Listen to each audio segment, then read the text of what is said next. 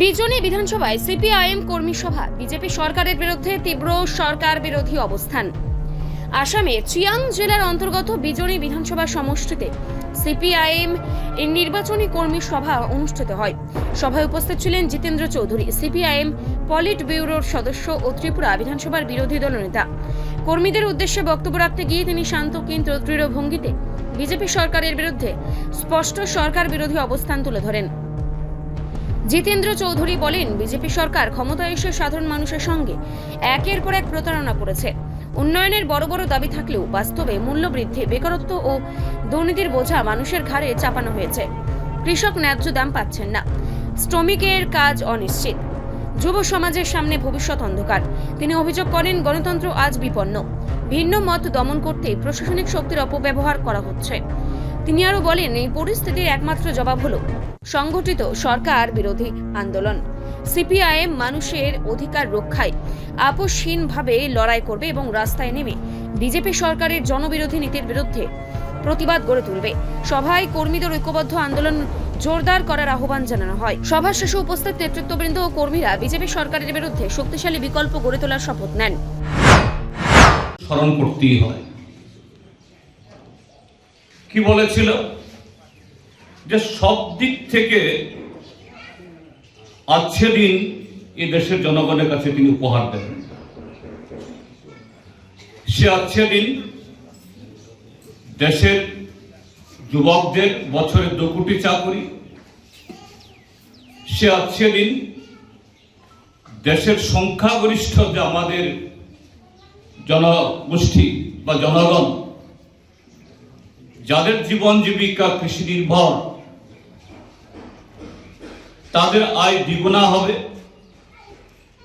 এবং কিভাবে সে দুগুণা হবে? তাদের ঋণ মুকুব করা হবে, তাদের উৎপাদিত পণ্য এটা উচিত দরে কেনা হবে, তাদের যে কৃষি সমস্ত উপকরণ সহজলভ্য করা হবে। তারপর কি বলেছিলেন যে এর আগে যে সরকারগুলা ছিল তারা দুর্নীতিতে দেশটাকে ডুবিয়ে দিয়েছে। দেশের জনগণের কামাই করা লক্ষ লক্ষ কোটি টাকা বিদেশে পাচার হয়ে গেছে। সেগুলো শুধু উদ্ধারই করবেন না, 100 দিনের মধ্যে উদ্ধার করে প্রত্যেক ভারতীয় পরিবারের অ্যাকাউন্টে 15 লক্ষ টাকা করে জমা করিয়ে দেবেন। মোটামুটি ভাবে আজকে দিনের ছবি হলো এই। এখন সেই ব্যক্তির নেতৃত্বে, অর্থাৎ আমাদের মাননীয় প্রধানমন্ত্রী নরেন্দ্র মোদী সাহেব এবং তার দল এই ভারতীয় জনতা পার্টি, তারা শুধু যে 5 বছরের জন্য না, 5 বছর তো চালিয়েছেন, তারপরে আবারও কায়দা করে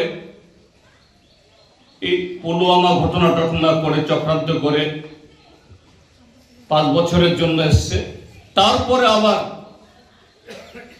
5 বছরের জন্য বসেছে। যদিও এখন আগের মতো সেই শক্তি নেই, ক্ষীণবল।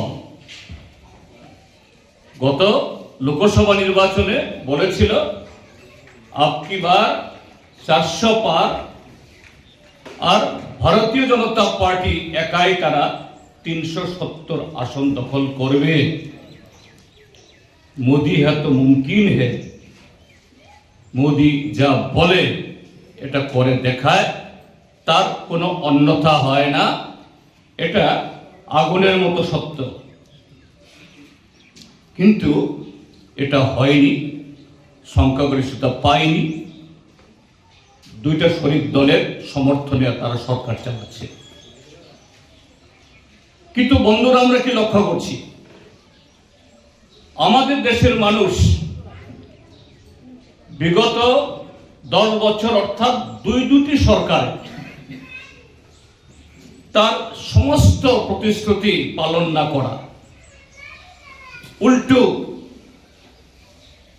যে কৃষকদের বিরুদ্ধে, শ্রমিকদের বিরুদ্ধে, যুবকদের বিরুদ্ধে, দেশের সাধারণ মানুষের বিরুদ্ধে একটার পর একটা সেখানে জনবিরোধী,